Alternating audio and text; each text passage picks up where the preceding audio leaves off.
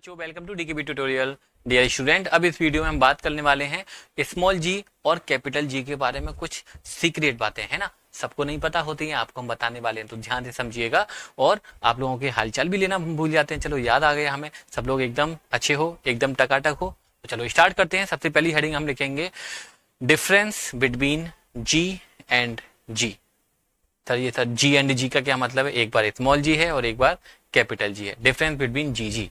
Okay, तो देखो क्या डिफरेंसेस होते हैं, हम आप लोगों के लिए राइट करते हैं कि सर स्मॉल जी और कैपिटल जी में क्या डिफरेंसेस होते हैं। और जो भी आप लोगों के माइंड में छोटे मोटे कंफ्यूजन होंगे, और मैं आपको एश्योर करता हूं कि वो कंफ्यूजन भी यहाँ से क्लियर हो जाएंगे। सबसे पहले स्मॉल जी और यहाँ पर कैपिटल जी।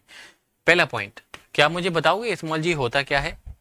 तो आप लोगों को याद होना चाहिए sir, it is gravitational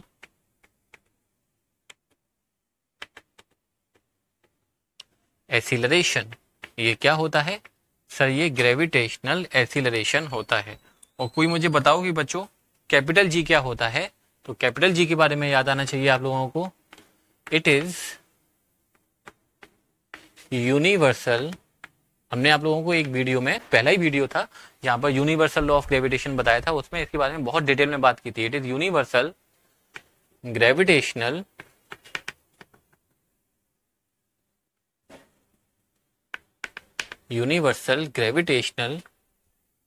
constant. It is universal gravitational constant. Okay, सबसे पहली बात तो ये ध्यान रखो कि सर स्मॉल जी होता क्या है। Sir small g is acceleration due to gravity या gravitational acceleration. And what is जी?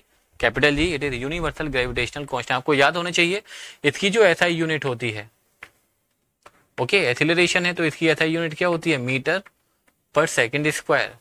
लेकिन sir SI unit of capital G याद करो, हमने बताया था Newton metre square per KG square.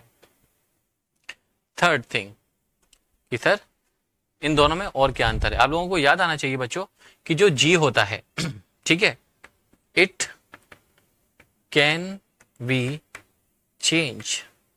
ये क्या हो सकता है? चेंज हो सकता है। जैसे हमारे अर्थ पर, हमारे अर्थ से मतलब हमने अर्थ को खरीदा नहीं है, हम सबकी अर्थ है, ठीक है अर्थ पर जो जी की वैल्यू होती है वो कितनी होती है? 9.8। लेकिन अगर आप किसी और प्लेनेट पे चले जाओगे स्टूडेंट, तो वहां पर जी की वैल्यू अलग होगी। मून पर जी की वैल्यू अर्थ की जी की वैल्यू के करीब करीब 1/6 टाइम होती है। हम आगे अर्थ के बारे में बात भी करेंगे। तो मतलब कहने का ये है कि जो जी की वैल्यू है वो क्या हो सकती है? चेंज हो सकती है। हमारे अर्थ पर कितनी है? 9.8 मीटर पर सेकेंड स्क्वायर है। किसी अदर प्लेनेट पे जाओगे, मार्स पे जाओगे, जुपिटर पे जाओगे, तो वहां पर जी की वैल्यू कुछ अलग होगी। और but it can never be changed. ये कभी भी नहीं बदलता। इसकी वैल्यू जितनी होती है वो उतनी ही रहेगी, चाहे आप अर्थ पे जाइए, चाहे आप मार्स पे जाइए, चाहे आप मंगल पे जाइए, चाहे आप मून पे जाइए। इसकी वैल्यू कितनी होती है? 9.8 मीटर पर सेकेंड स्क्वायर। और इसकी वैल्यू कितनी थी? याद करो, 6.67 into 10⁻⁻11 Newton metre square per KG square. तो ये चार हमने डिफरेंस बताए आप लोगों को कैपिटल जी में और स्मॉल जी में। क्या एक और आप राइट कर सकते हो? Value of G may be zero. G की वैल्यू कभी जीरो हो सकती है। हम आपको बता भी देते हैं कि जो जी की वैल्यू जीरो होती है कहां पर? सेंटर ऑफ अर्थ पर। बताएंगे कि क्यों जीरो होती है। फिलहाल थोड़ा समझो कि सर जो ग्रेविटेशनल एक्सेलरेशन होता है जिसकी वैल्यू 9.8 होती है, उसकी वैल्यू कभी जीरो भी हो सकती है। कहां पर हो सकती है? कि अगर हम अर्थ के सेंटर पे चले जाएंगे तो वहां पर जी की वैल्यू जीरो होगी। But it can never be zero. It can never be zero. ये कभी भी जीरो नहीं हो सकता। ये तो हमेशा इतना ही रहेगा, चाहे आप पूरे यूनिवर्स में, चाहे आप अर्थ पे रहिए, मंगल पर रखिए, सैटर्न पे जाइए, जुपिटर पे जाइए, इसकी वैल्यू हमेशा यही रहनी चाहिए। जी की वैल्यू, ग्रेविटेशनल एक्सेलरेशन की वैल्यू बदल सकती है, अलग अलग प्लेनेट पर अलग अलग होती है, जीरो भी हो सकती है अर्थ के सेंटर पर, ये कभी जीरो नहीं होगा। इसकी SI unit metre per second square होती है, इसकी SI unit newton metre square per KG square होती है। सर ये क्या होता है? ये ग्रेविटेशनल एक्सीलरेशन होता है, और ये क्या होता है? यूनिवर्सल ग्रेविटेशनल कांस्टेंट होता है। तो ये तो बात हो गई सर इनमें डिफरेंस, इनमें डिफरेंस क्या क्या है, लेकिन क्या कोई रिलेशन भी होता है जी और जी में? मैंने बोला जी और जी का मतलब समझ गए, एक बार स्मॉल जी और एक बार कैपिटल जी। स्मॉल जी और कैपिटल जी में क्या कोई रिलेशन भी है? तो यस प्यारे बच्चों, स्मॉल जी और कैपिटल जी में एक रिलेशन भी है, उसको भी हम आप लोगों के लिए राइट करते हैं। पहले आप लोग इसको राइट कर लो। So now I am going to tell you what is the relation between small g and capital G. First of all, you should remember what is small g, acceleration due to gravity, and what is capital G, universal gravitational constant. So to derive the relation between g and g, I have a diagram. देखो ये है हमारी अर्थ, ठीक है, this is what अर्थ, एकदम गोल बनाई है इस बार हमने आप लोगों के लिए, ठीक है। अर्थ का मास होता है कुछ ना कुछ, अर्थ का मास हमने मान लिया m, और इसके सफिक्स में छोटा सा लिख दीजिए e। इसको ऐसे मत लिखिएगा me, ऐसे नहीं लिखना है m, और इसके सफिक्स में छोटा सा लिख दीजिए g, जैसे हमको पता चल रहा है this is what mass of earth. Earth की कोई ना कोई रेडियस भी होगी बच्चों, जैसे ये रेडियस है, ये मान ली हमने r, और r है तो यहाँ पर हम क्या लिख देंगे? छोटा सा e, जिससे हमको क्लियर हो जाएगा दिस इज व्हाट re मतलब radius of earth, and me मतलब मास ऑफ अर्थ। यहाँ पर कोई ऑब्जेक्ट रखा हुआ है, अर्थ के सरफेस पर हमने मान लिया कि कोई ऑब्जेक्ट रखा हुआ है, ऑब्जेक्ट का मास है स्मॉल m, ठीक है। तो यहाँ पर पहले इन दो तीन चीजों को क्लियर करो कि let an object of mass m is placed on the surface of earth. What is me? me means mass of earth. What is re? Radius of earth. तो जरा मुझे बताओ कि यूनिवर्सल लॉ ऑफ ग्रेविटेशन के according to universal law of gravitation, universal law of gravitation के according अगर हम बात करेंगे डियर स्टूडेंट, तब बात कितनी बनेगी भाई? F इक्वल जो फोर्स है, ठीक है, according to universal law of gravitation F equal क्या होता है? याद करो, हमने बताया था F equal G m1 m2 upon r square, यही हमने फॉर्मूला याद कराया हुआ है यूनिवर्सल लॉ ऑफ ग्रेविटेशन में। तो F इक्वल G m1, पहला ऑब्जेक्ट कौन है यहाँ पर? खुद अर्थ है, और अर्थ का मास कितना है प्यारे बच्चों? m, सफिक्स में लिखना है e। दूसरा ऑब्जेक्ट कौन है? ऑब्जेक्ट है, ऑब्जेक्ट का मास कितना है? m अपॉन इन दोनों के बीच का डिस्टेंस कितना है सेंटर का? r स्क्वायर, और यहाँ पर आप e राइट कर दोगे, and this is equation number 1। कोई दिक्कत किसी को? मेरी बात समझिए, यूनिवर्सल लॉ ऑफ ग्रेविटेशन में आप लोगों को बताया हुआ है F इक्वल जी m1 m2 upon r square. m1 क्या है? यहाँ पर हमने खुद अर्थ को माना हुआ है, अर्थ का मास m ही लिख दीजिए। m2 क्या है? यहाँ पर खुद ऑब्जेक्ट को माना हुआ है, ऑब्जेक्ट का मास m है, और दोनों के बीच का जो डिस्टेंस है वो रेडियस ऑफ अर्थ है। सेकेंड लॉ की बात करें, from second law of motion, याद होना चाहिए F इक्वल ma। अगर कोई ऑब्जेक्ट और फोर्स लगाया है तो F इक्वल क्या था? ma, और एक ही जगह पर हम क्या लिखने वाले हैं? यहाँ पर G, एक ही जगह पर G राइट करना होता है, हमने आपको पहले वाले वीडियो में भी बताया हुआ है। ये भी क्या है? फोर्स, और ये भी क्या है? फोर्स। तो ये दोनों जब सेम है तो ये दोनों क्वांटिटी भी आपस में क्या होनी चाहिए? सेम होनी चाहिए। तो इनको लिख दो, फ्रॉम फर्स्ट एंड सेकेंड क्या हो जाएगा? mg this equal g me into m upon r e square, right. m से ये m कैंसिल आउट हो गया, तो g की वैल्यू कितनी हो गई?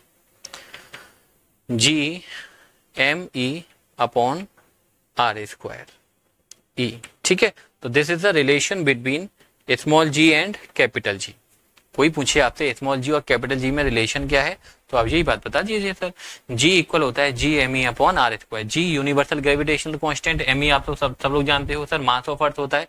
मास ऑफ अर्थ मैंने आप लोगों को किसी वीडियो में याद कराया था, 6 × 10⁻24 किलोग्राम, और रेडियस ऑफ अर्थ के बारे में भी हमने आपको कभी ना कभी बात बताई है, 6.4 इंटू 10⁶ मीटर। ठीक है, अगर आप इन सारी वैल्यू को यहाँ पे लगाओगे तो g इक्वल कितना आएगा, जरा चेक करें। g की वैल्यू सबको पता है, 6.7 इंटू 10⁻11।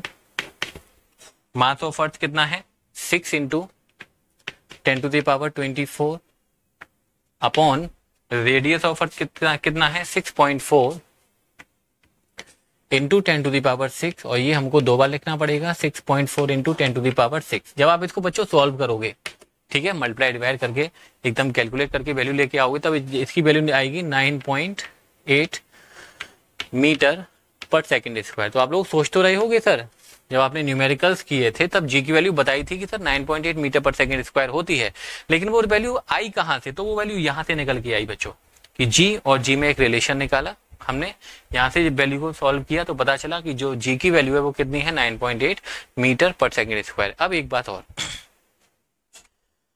यहां पर देखिए इस रिलेशन से हमको क्या पता चल रहा है, इस रिलेशन से हमको एक बहुत इंपॉर्टेंट बात पता चल रही है कि जो ग्रेविटेशनल एक्सीलरेशन है जो 9.8 है, देखो इस ऑब्जेक्ट के मास पर डिपेंड कर रहा है क्या, ये ऑब्जेक्ट कितने भी किलो का हो, 1 किलो का हो, 2 किलो का हो, 3 किलो का हो, ग्रेविटेशनल एक्सीलरेशन या acceleration due to gravity just depend on capital G, mass of earth and radius of earth. इसका मतलब क्या है सर, जो जी की वैल्यू है वो हमेशा कितनी रहेगी, 9.8 ही रहेगी, चाहे ऑब्जेक्ट हल्का हो चाहे ऑब्जेक्ट भारी हो। जैसे एक आप लोग बहुत हाइट से एक बड़ा पत्थर गिराओ, भारी सा पत्थर, डायग्राम में आप देख भी रहे होगे, एक भारी पत्थर गिर रहा है और एक हल्का पत्थर गिर रहा है, तो मुझे बताओ कौन सा पत्थर अर्थ पे पहले आएगा, दिमाग लगाओ, जवाब दो मुझे कि एक भारी पत्थर है और एक हल्का पत्थर है, जैसा कि आप डायग्राम में भी देख रहे हो स्टूडेंट, तो अर्थ पे पहले कौन गिरेगा, तो आप कहोगे सर भारी वाला पत्थर पहले गिर जाएगा, हल्का वाला थोड़ा था उसके बाद में गिरेगा। तो बच्चों बस यही चीज समझनी है, चाहे ऑब्जेक्ट भारी हो चाहे ऑब्जेक्ट हल्का हो, सर जी की वैल्यू तो सर क्यों कितनी रहेगी, 9.8 मीटर पर सेकंड स्क्वायर ही रहने वाली है ना। Doesn't matter what is the mass of the object, g की वैल्यू ऑब्जेक्ट के मास पर डिपेंड ही नहीं कर रही है, जी की वैल्यू किस पे डिपेंड कर रही है, कैपिटल जी पर डिपेंड कर रही है, मास ऑफ अर्थ पे डिपेंड कर रही है, रेडियस ऑफ अर्थ पे डिपेंड करती है, ये भी कांस्टेंट है, ये भी कांस्टेंट है, ये भी कांस्टेंट है, तो ये भी क्या होना चाहिए, कांस्टेंट होना चाहिए। डजंट मैटर कि ऑब्जेक्ट हल्का है या फिर ऑब्जेक्ट भारी है, आप एक हाइट से एक पेपर को गिराओ और एक 1000 किलो का पत्थर गिराओ, अगर दोनों को सेम हाइट से गिराओगे तो दोनों पत्थर एकदम सेम गिरेंगे, बिल्कुल दोनों ऑब्जेक्ट सेम रेट से फॉल होंगे। क्यों, क्योंकि उनमें जो एक्सीलरेशन होना है 1 सेकंड बाद में, जो पेपर है उसकी भी वेलोसिटी 9.8 मीटर पर सेकंड होगी और स्टोन है उसकी भी velocity 9.8 metre per second square होगी। सर आप सर ये तो सर बकवास कर रहे हो, ऐसा होता तो है नहीं है। अगर हम एक पत्थर गिराएंगे और एक पेपर गिराएंगे तो सर पत्थर पहले गिर जाएगा और पेपर बाद में गिरेगा। अब इसका भी एक्सप्लेनेशन समझो, मैंने क्या बताया था फ्री फॉल में, कि फ्री फॉल तब होता है जब ऑब्जेक्ट केवल और केवल ग्रेविटेशनल फोर्स की वजह से ही फॉल हो, कोई और फोर्स उस पर नहीं लगे। लेकिन जब आप बच्चों यहाँ पर एक्सपेरिमेंट करोगे कि एक भारी पत्थर लोगे एक हल्का पत्थर लोगे, तो क्या होगा, वहां पर ग्रेविटेशनल फोर्स के अलावा कुछ और फोर्सेस भी लगेंगे, जैसे फ्रिक्शन ऑफ एयर लग सकता है। आप पेपर को गिराओगे तो पेपर पे तो एयर का फ्रिक्शन काफी बिग अमाउंट में लगेगा, पत्थर पे थोड़ा हल्के अमाउंट में लगेगा। जैसे मैं आप लोगों के लिए एक पेपर लेता हूँ, आप लोगों के लिए है क्या, चलो वहां मिल गया हमारे पास में एक पेपर, ये पेपर तो हमारे काम का है भाई, कोई रफ पेपर मिल जाए, मुझे लगता है कि एक रफ पेपर दिया है, मुझे भी गया, ठीक है। अगर आपको क्या लगता है बच्चों, इस पेपर को मैं ऐसे फॉल करूं, ठीक है, तो कुछ टाइम लगेगा इसको, अब ये उड़ गया, ठीक है, और इस ऑब्जेक्ट को मैंने क्रश किया पेपर को, ठीक है, और अब फॉल किया, अब ये जल्दी फॉल हो गया ना। ऐसा क्यों हुआ, तब मास तो इसका सेम है ना, मास पर तो चीजें डिपेंड करी नहीं है। क्यों, क्योंकि यहाँ पर एयर का फ्रिक्शन ज्यादा लगेगा। जब ये मैंने ऐसे ओपन था तो इसका एरिया ज्यादा था, एरिया ज्यादा था तो इस पर एयर अगर अपवर्ड डायरेक्शन में ब्लो हो रही है तो ये उस पर ऊपर फोर्स लग रहा है, इधर फोर्स फ्लो हो रही है तो इधर फोर्स लग रहा है, इधर जा रही है एयर तो इधर फोर्स लग रहा है, नीचे जा रही है तो एयर नीचे फोर्स लग रहा है, बहुत सारे फोर्स लग रहे हैं। लेकिन जब मैंने ऐसे किया एरिया कम हो गया, एरिया कम हो गया तो एयर का फ्रिक्शन कम हो गया, अब ये जल्दी से गिरने लग गया। मास पर डजंट मैटर, मास पर अब फर्क पड़ ही नहीं रहा है कि ऑब्जेक्ट का मास कितना है। वही बात यहाँ पर है कि सर ऑब्जेक्ट का मास कितना भी हो, चाहे ऑब्जेक्ट हल्का हो चाहे ऑब्जेक्ट भारी हो, आप उसको ऊपर से नीचे फॉल कराओगे तो 1 सेकंड के बाद उसकी वेलोसिटी कितनी होगी, 9.8 मीटर पर सेकंड स्क्वायर बढ़ती जाएगी हर 1 सेकंड में। तो ये एक एग्जाम्पल भी होता है freely falling object, then example of uniform acceleration. हमने आपको फर्स्ट चैप्टर में भी ये बात बताई हुई है।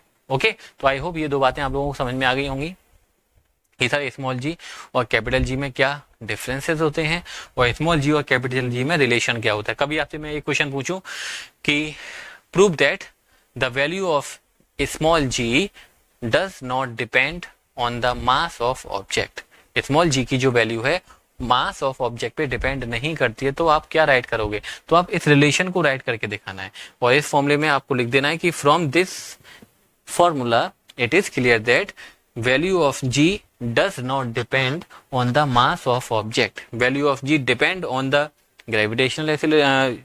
universal gravitational constant, mass of earth, radius of earth, but the value of g does not depend on the mass of object. Doesn't matter sir object कैसा भी हो, कितना भी हल्का हो, कितना ही भारी हो, आप सेम रेट से फॉल कराओगे, एक ही सेम हाइट से फॉल कराओगे तो वो एक साथ ही गिरेंगे, लेकिन कंडीशन क्या है, फ्री फॉल होना चाहिए, कोई और फोर्स नहीं होना चाहिए, एयर का फ्रिक्शन नहीं होना चाहिए। स्पेस में लेके जाओगे तो बिल्कुल ये एक्सपेरिमेंट होगा। आप लोग एक एक्शन की बुक उठा के देखोगे तो वहां पर एक साइंटिस्ट है गैलीलियो गैलीली, उन्होंने लीनिंग टावर ऑफ पीसा की जो झुकी हुई मीनार है वहां पर एक एक्सपेरिमेंट किया था। एक हल्का पत्थर है और एक भारी पत्थर है, एक डायग्राम दिया गया है, फ्रीली फॉलिंग ऑब्जेक्ट हेडिंग है उसके बाद में, वहां पर आप देखोगे तो 2 पत्थर है, एक हल्का एक भारी, उनको फॉल कराया गया है, वो पत्थर बिल्कुल सेम रेट से फॉल हो रहे हैं, ना कोई पहले फॉल हो रहा और ना ही कोई बाद में फॉल हो रहा। तो ये हो गया relation between small g and capital G क्या होता है बच्चों, और रिलेशन स्मॉल जी और कैपिटल जी में रिलेशन क्या होता है और रिलेशन से हमको बातें क्या पता चलनी है वो बात आप लोगों को भी ध्यान रखना है। ठीक है, ओके।